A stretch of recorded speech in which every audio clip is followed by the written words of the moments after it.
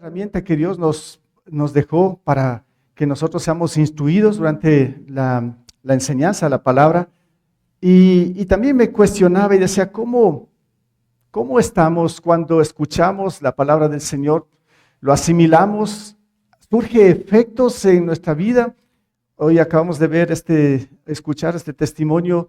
Sí, no es a veces de la noche a la mañana, a veces pasan muchas cosas y luego ahí vemos el poder de Dios, pero todo depende cuando también nosotros obedecemos a la palabra del Señor. A veces nos cuesta, sí es difícil, pero el poder del Señor sobrepasa todo. Que nos sometamos a esto y hagamos cambios en nuestras vidas. Que este mensaje también, que lo voy a mencionar, sea para meditarlo, reflexionar y que Dios sea, en verdad, pues tocando su corazón. Pensé mucho en lo que son los intereses personales. Por un lado, es bueno, sí, que cada uno de nosotros tengamos buenos intereses en lo personal. Por ejemplo, si quieren estudiar más, sacar títulos profesionales, esforzarse, estos son intereses personales. Buscar mejores trabajos, mejor emprendimiento, está bien, ¿correcto? Sí. Esforzarse en el interés por la salud, bien, pero también me cuestionaba, como cristianos, ¿se está esforzando en intereses espirituales, personales? ¿Ha pedido al Señor, Señor, en este día, en esta semana, en este año, quiero aprender más de tu palabra, quiero servirte de la mejor manera, quiero crecer espiritualmente, quiero capacitarme, quiero discipularme? Son intereses también personales. No sé si están dentro de sus planes, deberían estar, de hecho, como creyentes. Y también es esto muy importante. Es que aquí hay otro hilo como muy fino ahí dentro de todos estos que estoy hablando de los intereses personales, porque se puede caer también en ser, escúchame bien esto, en ser interesados. ¿Sí? Dan intereses personales, pero también está ahí esta otra cosa, que podemos ser interesados. El ser humano en sí es muy interesado, ¿sí? Porque prácticamente somos pecadores, y cuando digo somos interesados, dentro de esto está un pecado que se llama egoísmo, porque todo queremos a la final para nosotros, y esto, repito, es un pecado. Y sin darnos cuenta podemos vivir el día a día solamente interesados en nuestro propio beneficio, en nuestras propias conveniencias. En otras palabras, buscamos oportunidades para aprovecharnos de los demás. ¿Se han visto esto? Sea en el trabajo, en los estudios, donde sea, estamos como a la expectativa y siempre buscamos oportunidades de aprovecharnos, intereses egoístas. Y digo, esto a veces ni siquiera nos damos cuenta. Es nuestra personalidad, es nuestra naturaleza. Entonces, el Señor prácticamente, claro, está en contra de esto porque es un pecado. Es que la voluntad del Señor es que usted y yo, como hijos de Dios, como personas, como cristianos, la voluntad del Señor es que nosotros seamos interesados más por el bienestar de los demás. Que todo lo que hagamos sea por los demás, que nos olvidemos de nosotros mismos. Pero esto a veces es difícil. No es tan fácil, pero el ejemplo nos deja Jesús. Si usted y yo estamos siguiendo a Jesús, Jesús es nuestro modelo, Jesús es nuestro Señor, Jesús es nuestro Salvador, que nos hemos rendido ante Él, entonces el modelo está ahí. En cuanto a lo que estoy mencionando, Jesús prácticamente fue ese ser y sigue siendo ese ser divino, claro, es Dios, pero Él se hizo hombre y Él mostró aquí cuando vino, fue esa persona totalmente desinteresada hacia Él mismo, más bien el interés que Él puso fue total hacia cada uno de nosotros. Él se despojó absolutamente de todo. Él no apartó nada para Él. Y lo podemos ver en la cruz, cuando Él entregó prácticamente todo en beneficio de nosotros. Y es lo que nos dice incluso Filipenses, porque dice, Él siendo aún Dios, vino acá y no escatimó ser igual a Dios. Ni se aferró a sí mismo, sino que se despojó completamente de todo. Y lo hizo por amor a usted y a mí. siguiendo Santiago capítulo 2, nos vamos a encontrar un poco con esto y prácticamente el tema es cuando hay intereses egoístas en nosotros. ¿Qué pasa? ¿Cómo tenemos que salir de todo esto cuando detectamos que tenemos intereses egoístas? Porque esto es un pecado, tenemos que salir, tenemos que dejar atrás cualquier pecado y no se diga cuando detectamos en nosotros que hay ciertos intereses egoístas extremos, yo diría. Los primeros que mencioné, está bien, esforzarse, luchar, estudiar, correcto, pero que sea con un buen propósito, eso sí. Pero si es solo para abarcar y abrazar para uno mismo, esto se puede volver en un pecado. Y esto el Señor pues va a demandar, porque esa no es su voluntad. Tenemos que hacerlo correctamente, como Él nos enseña en su palabra. Entonces, en Santiago capítulo 2, vamos a revisar un poco algo de esto que lo puse ahí como cuando hay intereses egoístas extremos, yo diría, ¿no? Bueno, Santiago capítulo 2 empieza diciendo de esta manera. Voy a leerlo hasta el capítulo 7, después avanzamos con los otros versículos. Estemos atentos a lo que dice la palabra del Señor aquí en Santiago, capítulo 2, verso 1 al 7. Hermanos míos, dice, la fe que tienen en nuestro glorioso Señor Jesucristo no debe dar lugar a favoritismos. Supongamos que en el lugar donde se reúnen entra un hombre con anillo de oro y ropa elegante, y entra también un pobre desarrapado. Si atienden bien al que lleva ropa elegante y le dicen, siéntese usted aquí, en este lugar cómodo, pero al pobre le dicen, quédate allí de pie o siéntate en el suelo a mis pies, ¿acaso no hacen discriminación entre ustedes juzgando con malas intenciones? Escuchen, mis queridos hermanos. ¿No ha escogido Dios a los que son pobres según el mundo para que sean ricos en la fe y hereden el reino que prometió a quienes lo aman? Pero ustedes han menospreciado al pobre. ¿No son los ricos quienes los explotan a ustedes y los arrastran ante los tribunales? ¿No son ellos los que blasfeman el buen nombre de aquel a quien ustedes pertenecen? Bueno, hace algunas preguntas aquí. Revisemos un poco estos primeros versículos en cuanto a este tema que está en la pantalla, cuando hay intereses egoístas. Es pecado esto. ¿Qué nos menciona aquí la Biblia en estos primeros versículos? Un primer punto es que no debemos ser oportunistas o no siendo oportunistas, como está ahí en la pantalla. No debemos ser esto, ¿sí? Porque acabo de mencionar esto como que fluye muchas veces en nosotros, pero el Señor está en contra. Más bien, no debemos ser oportunistas, ¿no? O aprovecharnos de los demás en ciertas circunstancias, ¿sí? De debilidad, de lo que sea. Esto, repito, está en contra de la voluntad del Señor. Es pecado. Entonces, no siendo oportunistas cuando de pronto se pueden generar estos intereses egoístas. Y la Biblia nos dice aquí que no debemos dar lugar también al favoritismo.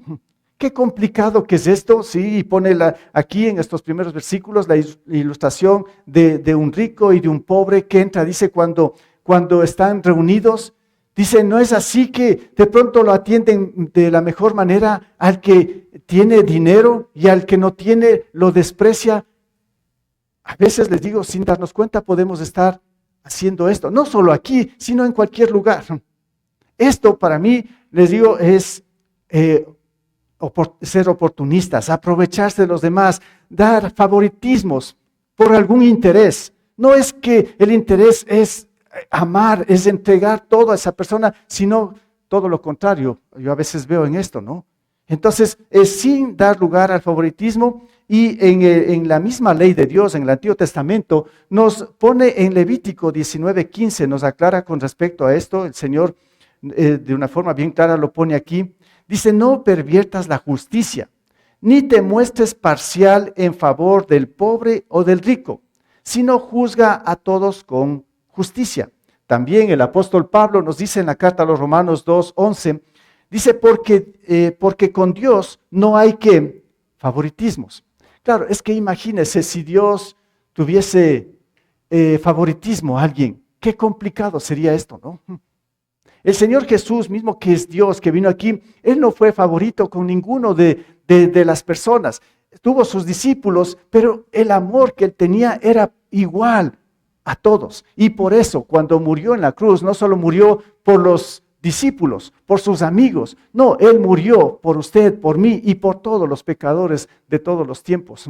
Porque en el corazón de Dios no hay favoritismo. Y esto sí tenemos que descartar en nosotros, en nuestro corazón, cuando hay esto. Imagínense también, hay una historia en el Antiguo Testamento, ¿sí? Ahí en el capítulo 27 de Génesis, una historia de Isaac y Rebeca, un matrimonio, una familia con sus hijos fueron Jacob y Esaú. Qué terrible esa historia que uno se puede leer en el Génesis 27. Le invito a que después pueda leer también ahí en su casa, medite en este capítulo, Génesis 27, de esa familia que está ahí, donde prácticamente cada uno de sus padres tenía su hijo favorito. El hijo favorito de Rebeca, su madre, era Jacob. El de Isaac era Esaú. Y por medio de esto se generó una serie de problemas impresionantes. Casi se acaba, se destruye a tal punto que estos dos hermanos, incluso Esaú quería matarle a Jacob. Jacob huyó. Bueno, qué conflictos en esta familia, porque hubo favoritismo. Qué terrible. El Señor dice que Él no tiene favoritos y nosotros tenemos que aprender en nuestra familia, en la iglesia, en el trabajo, donde sea, no tener favoritos por ciertos intereses. En el caso de Jacob de Raquel e Isaac, pues ellos tenían sus hijos favoritos porque tenían ciertos intereses. Imagínense que el papá tenía su hijo favorito Esaú porque era un buen cazador y le preparaba una buena comida, su hijo favorito, ¿sí? Entonces, interesado este hombre también, ¿no? Por comida, porque el hijo preparaba buena comida.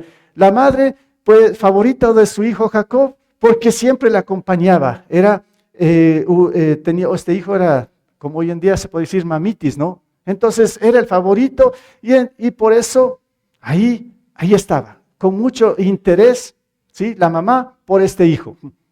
¿Qué problemas? Bueno, piénselo un poquito más en todo esto.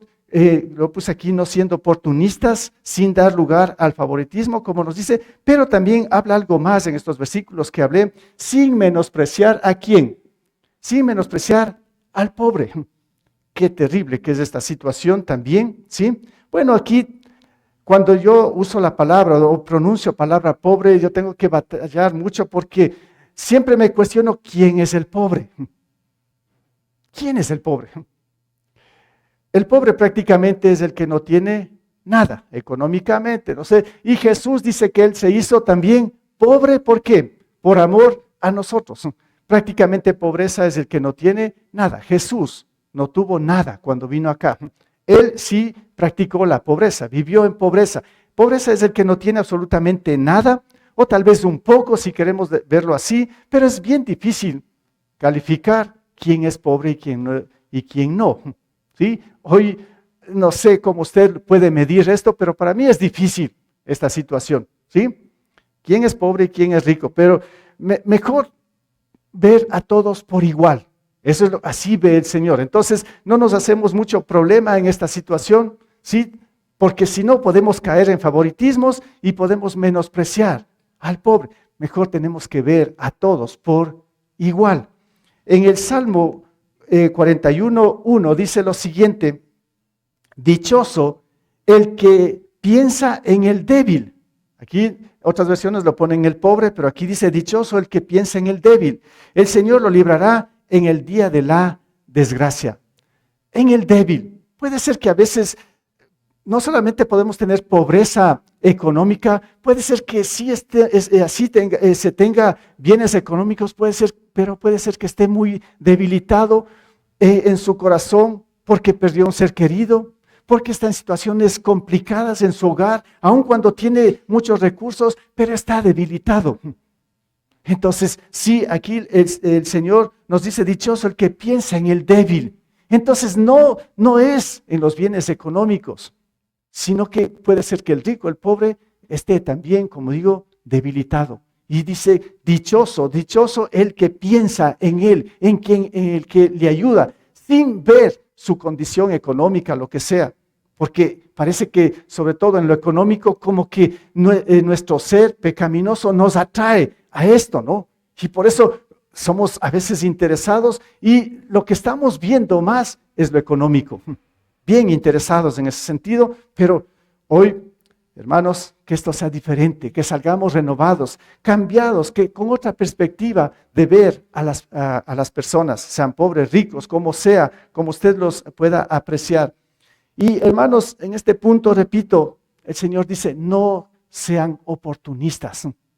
Esto es pecado. Es que, y también, hermanos, no hay que aprovecharse de los débiles, no hay que aprovecharse de los demás. Pecado también, esto está en contra del Señor. Ustedes han visto seguramente a veces presencialmente o en video se ve esto. A mí sí, a veces me duele mucho el corazón, me hace pensar mucho cuando de pronto en la carretera hay un accidente, qué sé yo, de un tráiler donde lleva muchos productos, muchas cosas y todo se va se vira y veo que llega la gente, vehículos paran y todos salen de no sé de dónde la gente y empieza a cargarse las cosas y empieza a llevarse. ¿Han visto esto, no? No sé qué piensa usted cuando ve esto. Qué terrible, qué desconsideración. O sea, se están aprovechando. Ya me imagino el que tuvo ese accidente, cuánta pérdida de su vehículo, tendrá que pagar de otro vehículo, tendrá que pagar de todos los productos y vienen de la nada muchísima gente y se llevan todo. ¿Qué les parece ese cuadro? Para mí es trágico y es complicado y de estas cosas se ve casi todos los días. Yo diría, qué injusticia, qué raro esto. ¿Qué hay en el corazón de las personas? Cuando alguien está en desgracia, está mal, los otros se aprovechan, no dan la mano, no ayudan. Esto es, cuando dice el Señor, no sean oportunistas, es un pecado muy grave todo esto, ¿no? Y no solo en los accidentes, a veces se puede ver en el trabajo, no está el jefe, oportunistas, se van y no trabajan bien. También esto es complicado. O sea, también en la familia, a veces se aprovechan entre hermanos, como estaba poniendo el ejemplo de Isaac y Rebeca, a veces en herencias, en lo que sea, qué oportunistas. Qué complicado esto, qué difícil. El Señor dice, no sean así, no apliquen de esta manera en su vida cotidiana, cambien, tenemos que ser diferentes. Y por eso vamos a ir al segundo punto donde el Señor ya nos pone algo más práctico aquí con respecto a la Biblia. Leamos el versículo 8 al 11. El Señor dice, hacen muy bien si de veras cumplen la ley suprema de la Escritura. ¿Cuál ha sido esto? Y aquí nos pone, ama a tu prójimo como a ti mismo. Pero si muestran sigue aquí el versículo 9, dice, pero si muestran algún favoritismo, pecan, dice el Señor, ¿no? Y son culpables, pues la misma ley los acusa de ser transgresores. Porque el que cumple con toda la ley, pero falla en un solo punto, ya es culpable de haberla quebrantado toda. Pues el que dijo, no cometas adulterio, también dijo, no mates. Si no cometes adulterio, pero matas, ya has violado la ley. Bueno, aquí Santiago nos está poniendo ejemplos, ¿sí?, de lo que es la ley de Dios, pero por sobre todo cómo Jesús mismo resumió toda esta ley, ¿sí?, ley perfecta del Señor, lo resumió en un solo mandamiento, de amar a Dios sobre todas las cosas. Entonces, este segundo punto, cuando estamos viendo, cuando hay intereses egoístas, lo primero era, no hay que ser oportunistas, pero más bien en el segundo punto, hay que cumplir o hay que aplicar la ley del amor, este gran mandamiento, o cumplir, como está ahí, el gran mandamiento. ¿Cuál es este gran mandamiento? A Jesús lo preguntaron y queriendo hacer caer en una trampa y de todo, y le dijo, bueno, ¿cuál es el mandamiento más grande? Y ahí citó Jesús lo que ya estaba escrito en el Antiguo Testamento, Mateo 22, 37 al 40, donde nos dice de esta manera. Usted creo que sí lo conoce muy bien, ha escuchado no sé cuántas veces, porque esto es de una forma bien clara lo que el Señor quiere para usted, para mí, para todos sus hijos y para toda la humanidad. Si esto lo viviéramos, hermanos, ya no estaríamos del cielo, sería aquí ya el mismo cielo, ¿no? Bueno, dice de esta manera: ama al Señor tu Dios con todo tu corazón, con todo tu ser y con toda tu mente, le respondió Jesús. Este es el primero y el más importante de los mandamientos. El segundo se parece a este: ama a tu prójimo como a ti mismo. Y concluye Jesús, dice: de estos dos mandamientos depende toda la ley y los profetas, lo que dijo Santiago. ¿Sí? Lo que está mencionando ahí Santiago dice: porque el que cumple con toda la ley, pero falla en un solo punto, ya es culpable de todo. Y lo cita más acá, pero Jesús dice: todo lo que está ahí en la ley, Antiguo Testamento, se resume en esto: ama a tu Dios con todo tu corazón, tu mente, tu ser, y a tu prójimo como a ti mismo. Punto.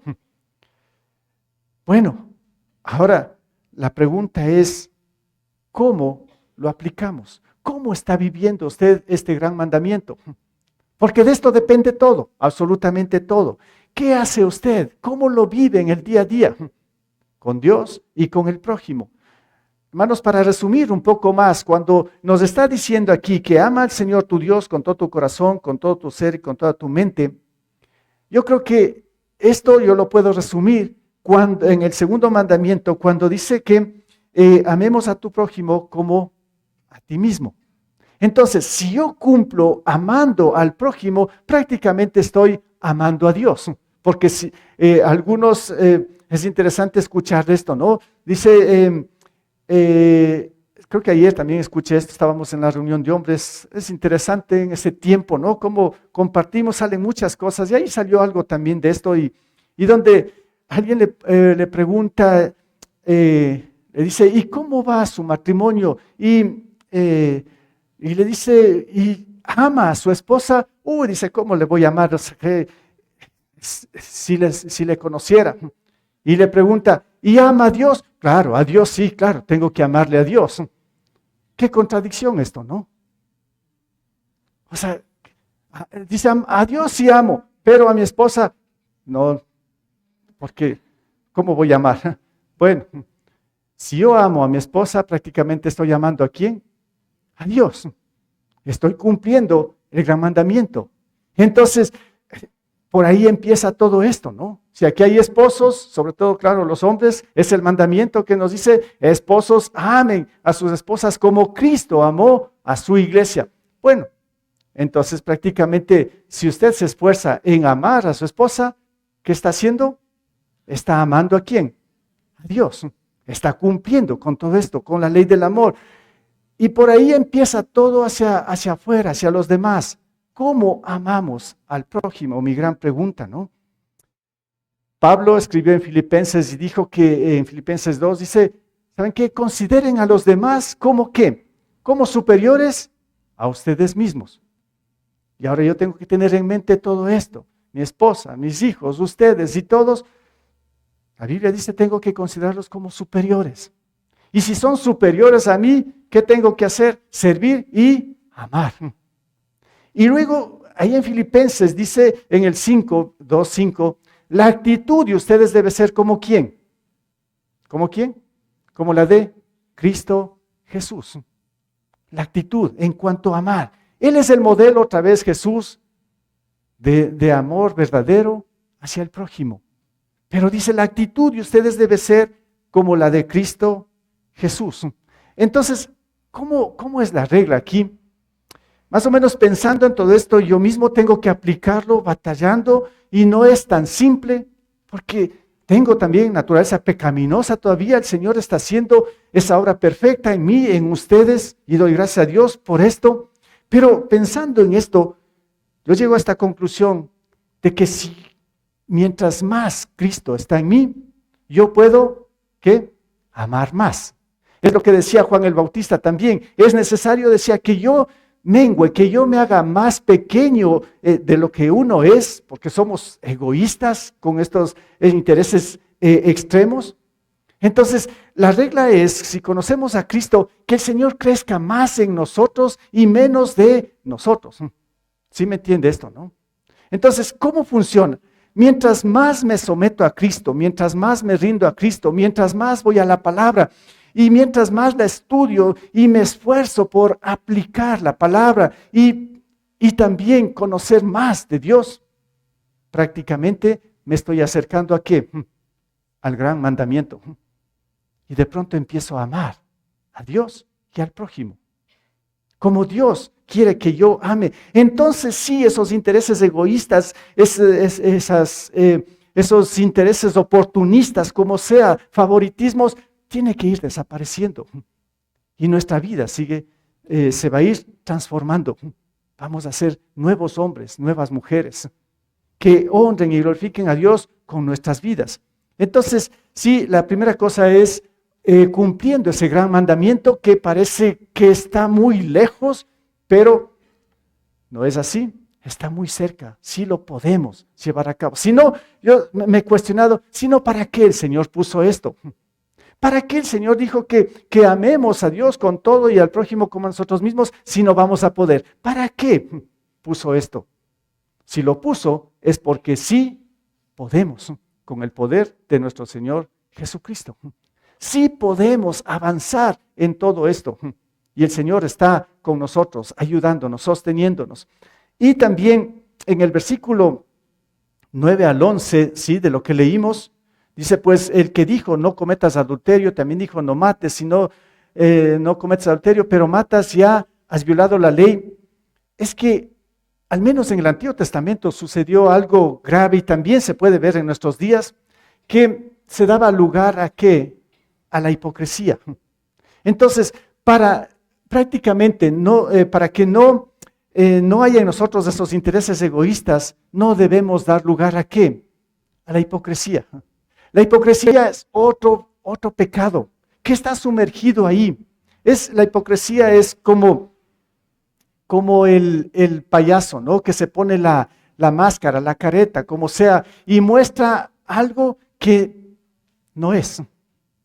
Pero parece que en el Antiguo Testamento y como digo en la actualidad, parece que una gran mayoría han puesto una careta, una máscara, mostrando lo que no son.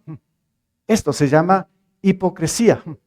Y la hipocresía también puede ser como ese impulso negativo para aprovecharse de los demás. Hermanos, esto he contado muchas veces y yo no sé cómo discernir en ciertos casos. Vienen acá personas entre semana, timbran y cuentan historias extraordinarias, ¿sí? Que a uno le da pena, lástima de todo, pero en mi corazón está, ¿será verdad? ¿Acaso será que viene puesto una máscara y solo quiere aprovecharse? ¿Y cómo descubro esto? Yo no puedo saber lo que hay en su corazón. Pero sí puedo hacer algunas preguntas, cuestionar e interrogar, y de pronto me voy dando cuenta que hay contradicción en toda su historia. Y a veces le digo, ¿sabe qué? Parece que es mentira. Y se enojan, ¿no? ¿Cómo?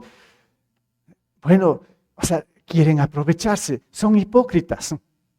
Y quieren ganar algo, pero poniéndose una máscara, o en vez de la máscara sería historias. Estudiábamos también esta semana en el FRED unas herramientas que decía ahí para ganar entre esposos, si hay unas dificultades, donde dice, hay ciertos casos donde fingen el esposo o la esposa estar enfermos, cuando ya no saben qué hacer, ¿sí? Fingen estar enfermos y porque quiere ganar, quiere salir con la suya, o se inventan cualquier cosa. Impresionante esto, ¿no? Es hipocresía, falso. Esa es a veces nuestra manera de actuar. Nos queremos aprovechar de los demás, siendo hipócritas de esta manera. ¿Cómo lo califica el Señor cuando Él vino Ahí, todo ese capítulo 23, también les invito que si puedan leer Mateo 23, ¿sí? Cuando Jesús fue bien directo, bien duro con los hipócritas. ¿Y quiénes eran los hipócritas? Bueno, los hipócritas es difícil descubrirlos, porque están con esa máscara. Pero Jesús sí los distinguió de una, porque Él conoce el corazón. Y fue directamente a esa secta, a ese grupo que eran los fariseos. Estos fariseos prácticamente eran los que decían enseñar la palabra y que cumplían todo, pero no cumplían absolutamente nada, solo engañaban a la gente. Y Jesús fue contra ellos, y entre todo el capítulo que nos pone ahí en el versículo 25, les dice: ay de ustedes, maestros de la ley y fariseos, hipócritas, limpian el exterior del vaso y del plato, pero por dentro están llenos de robo y desenfreno. Ese es el hipócrita, ¿no? Que muestra una cosa, pero el Señor dice: pero en tu corazón hay esto, hay robo y desenfreno. En los otros versículos dice que de este capítulo mismo dice: es como esos sepulcros que están blanqueados, que por afuera están bien, pero por adentro se han visto lo que hay en la tumba. ¿Quién quiere destapar una tumba? Eso huele, no sé qué nomás pasará ahí en descomposición. Y Jesús dice: esa es la hipocresía. Se muestra algo tan bonito por afuera, bien pintada la tumba, pero el corazón huele, está podrido. Esto es muy grave. Y esto sin pensar a veces se lo aplica. Esto es un engaño, es mentira, es falso. Es que me pregunto cuáles son las intenciones de todo esto, de la hipocresía. Engañar, estafar, aprovecharse. Intereses egoístas extremos. Bueno, un tercer punto con respecto a este tema es cómo evitar esto, ¿no? De estos intereses egoístas extremos, es prácticamente siendo compasivos. ¿Qué nos dice el versículo 12 y 13 para finalizar este texto? Dice: hablen y pórtense como quienes han de ser juzgados por la ley que nos da libertad, porque habrá un juicio sin compasión para el que actúe sin compasión. La compasión triunfa en el juicio. Entonces, aquí prácticamente para salir de todo esto, evitar este gran pecado, este feo pecado, yo diría, de lo que es estar interesados, aprovecharse de los demás, ser hipócrita para aprovecharse de la mejor manera. El Señor dice: sean compasivos. Claro, si yo aplico el punto anterior, donde dice que yo debo amar, ya prácticamente está también involucrado en la compasión, siendo compasivos. Ahí tenemos una historia en el Nuevo Testamento, el Señor Jesús mismo lo contó en Lucas capítulo 10, de ese hombre que se lo conoce como el buen samaritano. Qué interesante. Lean también, bueno, estoy dando muchas tareas, ¿no? Muchos capítulos para leer, no puedo aquí expresarlos todos, pero usted en su casa, en paz, puede abrir su Biblia, meditar con lo que está escuchando y reflexionar también en estos capítulos de la Biblia. Ahí está en Lucas capítulo 10 esa historia del buen samaritano. Esto es un cuadro de todo lo que el Señor quiere enseñar en cuanto a la compasión, al amor hacia el prójimo. Y aquí me hizo recordar una historia también de un hombre, un médico, se graduó en medicina, era un cristiano, y él en su corazón estaba esto: ayudar con su profesión de médico, ayudar a los que, sobre todo a los enfermos que no pueden ir a una clínica, a un hospital. Y él, este hombre era de Inglaterra y se trasladó a África, porque ahí investigó que había mucha necesidad, muchos enfermos, y así fue, esa era la realidad. Se convirtió en un misionero, pero un médico que llevaba el mensaje, pero también, sobre todo, iba a curar, llevaba medicinas, y así lo hizo en una primera fase de su vida. Y este hombre, sí, recibió también en ese entonces, a comienzos del siglo anterior, el premio Nobel por lo que estaba haciendo, recibió recursos económicos y él lo invirtió todo eso para hacer un hospital en África, donde muchos enfermos iban y él seguía curando, seguía haciendo los tratamientos. Y desde muy lejos de África, un hombre muy enfermo escuchó de que allá hay un hospital que le pueden ayudar. Y él hizo todo lo posible para llegar a este lugar muy en su situación de enfermedad. A la final llegó, este hombre le empezó a curar y este hombre, este paciente le dice, quiero hacerte una pregunta. Él le dice, ¿quién te envió acá a hacer esto? ¿Por qué estás haciendo esto? Y la respuesta que dio este hombre dice, bueno, el que me envió fue un hombre de Nazaret, que se llama Jesús. No sé si capta esto. El llamado que Dios nos hace a todos es a ser compasivos con los demás. Este hombre le entregó todo. Y cuando sí cuestiona a este hombre, ¿por qué haces esto? Me dijo sencillamente, porque un hombre de Nazaret me mandó. Se llama Jesús. Bueno, sí, cuando lo leí esto, sí, a mí mismo me hizo pensar muchísimo en cuanto a la compasión, al preocuparse por los demás y no aprovecharse de la gente, de los pobres como sea, o de los ricos. Y aquí es donde en verdad tenemos que, como dice Santiago, no hay que olvidarnos de que hay un juicio cuando no aplicamos esto. Parece que nos olvidamos. Si nosotros hacemos todo lo contrario, interesados, nos aprovechamos, hay un juicio, dice el Señor aquí en estos versículos, pero más claro está también en Romanos 2:8. Dice, pero los que por egoísmo, como estamos viendo, ese egoísmo extremo, pero los que por egoísmo rechazan la verdad para aferrarse a la maldad, recibirán el gran castigo de Dios. Hay un juicio de Dios. Si nosotros no aplicamos esto, queremos que el Señor nos bendiga, pero si no nos esforzamos, no trabajamos en esto, puede ser que venga un juicio y puede ser algo como maldición para nosotros mismos. Y podemos estar reclamando, pero Señor, ¿por qué? Y esto, porque a veces nos olvidamos de que si no actuamos bien, las cosas no van a salir bien tampoco en nuestra vida, como sea. Y por eso Pablo dice, pero los que por egoísmo rechazan la verdad es la palabra de Dios, para aferrarse a la maldad, a esos egoísmos extremos personales que solo quieren para esto, eso sería la maldad, dice, recibirán el gran castigo de Dios. Pero también, en el versículo 13, podemos ver ahí, dice, lo puse así, conociendo también la sentencia que viene, no solo un juicio, hay una sentencia. Y Romanos 2:9 continúa acá también en este pasaje, dice, habrá sufrimiento y angustia para todos los que hacen el mal, para todos los que actúan con corazón de maldad, de aprovechamiento, de intereses y hacia los demás.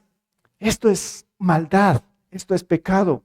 Y el Señor va a demandar, el Señor va a mandar un juicio, una sentencia contra todo esto. Y tenemos que rendir cuentas también en un cierto momento por todo esto. Hermanos, entonces sí tenemos que ser cuidadosos. Repito lo que dije al inicio.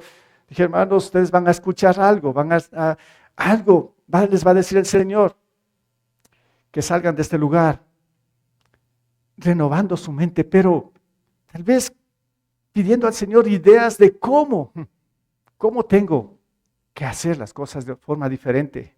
Ya no quiero ser igual, quiero ser mejor. Yo estoy dando solamente pautas que salen de aquí, de este pasaje de Santiago. Y tal vez también comento aquí como una ilustración de otra hermana, una cristiana que de igual manera salió un día al hacer compras al mercado y ahí en la calle un vagabundo que siempre piden monedas y todo esto, ¿no? Y qué difícil ahora hacer lo que hizo esta señora. Le dio tanta compasión, vio en este hombre que no tenía comida, no solo que le dio una moneda, le dice, ¿sabes qué? Vamos a mi casa, te invito y que comas ahí. Y le lleva a comer a la casa. Qué arriesgado esto, diríamos nosotros ahora, ¿no? ¿Quién hace esto? Pero en verdad no sabemos exactamente qué hay en estos hombres que están ahí. Lo que decía antes Josué, yo puedo ver también esto de muchos testimonios de muchos hombres, mujeres, sobre todo hombres jóvenes que están en la calle, que vienen también tal vez de hogares que saben si tienen recursos económicos, pero por sus adicciones y todo esto, sus padres ya no saben cómo controlar y más bien pues los dejan y ellos viven en las calles por sus adicciones y todo, y ahí están abandonados. Pero Dios les ama a ellos también. Aún al que le ha robado el celular, lo que sea, el Señor les ama también a ellos, ¿no? También murió el Señor por ellos. Y bueno, esta mujer les llevó ahí a su casa. Este hombre sí estaba muy contento, pero también en la mente de este hombre pensaba, y claro, este hombre le dice, yo desearía encontrar más gente como usted, le dice a esta mujer. Y la mujer le dice, sí los hay, solamente que debes buscar. Pero este hombre le dice, pero yo no le busqué a usted. Ahora, aquí un punto interesante. Claro, no es que los vagabundos o como sea que están en la calle sin que no tienen nada, no es que están buscando gente buena. No, nosotros tenemos que buscarlos. Y es que ¿saben por qué? Porque en primer lugar, Jesús vino a buscarnos. Ustedes y yo éramos los de la calle, los que no teníamos nada, absolutamente nada, desamparados, vagabundos en todo sentido, miserables, yo diría. Lo califico así porque esa es la realidad. Eso es una persona sin Cristo.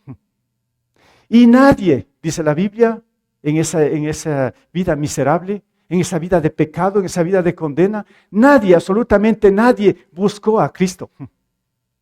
Porque a Jesús, a Dios, la gente busca por otras cosas, por intereses. Es que no tengo comida, no tengo dinero, mi hogar está mal. Son intereses. Y así buscan al Señor. Pero, ¿quién busca al Señor? Por ser pecador. Nadie. Si usted y yo estamos aquí, es porque el Señor nos salió a buscar y nos encontró y nos sacó de ese mundo donde estábamos de tinieblas y oscuridad y nos puso, dice la Biblia en Efesios, nos puso en lugares celestiales. Este es un lugar celestial. El Señor nos encontró allá en el mundo perdidos. Y por eso yo quisiera que usted reconozca y sea grato con Dios y abra su corazón a Cristo, porque Él le buscó a usted, le encontró y ya le trajo acá y está transformando su vida por el poder del Evangelio. Entonces, qué interesante esto. Cuando vemos, dice, siendo compasivos, pero el primer compasivo ha sido Jesús, que se despojó de todo, mostró su gran amor en la cruz y nos vino a buscar lo que se había perdido. Josué otra vez, el hijo pródigo, ¿no? Me gusta mucho eso. También salió a buscar a la oveja 100. Lo encontró, ya está otra vez en el redil. Qué grande nuestro Dios, ¿no? Qué grandioso nuestro Dios. Bueno, concluyo con esto, mis hermanos. Jesús prácticamente fue desinteresado hacia sí mismo en todo. Eso lo dije al inicio. Su único interés fue la salvación de la humanidad. Su único interés, que usted y yo seamos salvos por la fe en Él. Se despojó de todo y todo lo hizo por amor. Porque la voluntad de Dios es que el creyente tenga esta actitud de Cristo sin intereses egoístas. Que el Señor pues les bendiga mucho en esto y que en su mente, en su corazón haya amor, compasión y no el aprovecharse de los demás.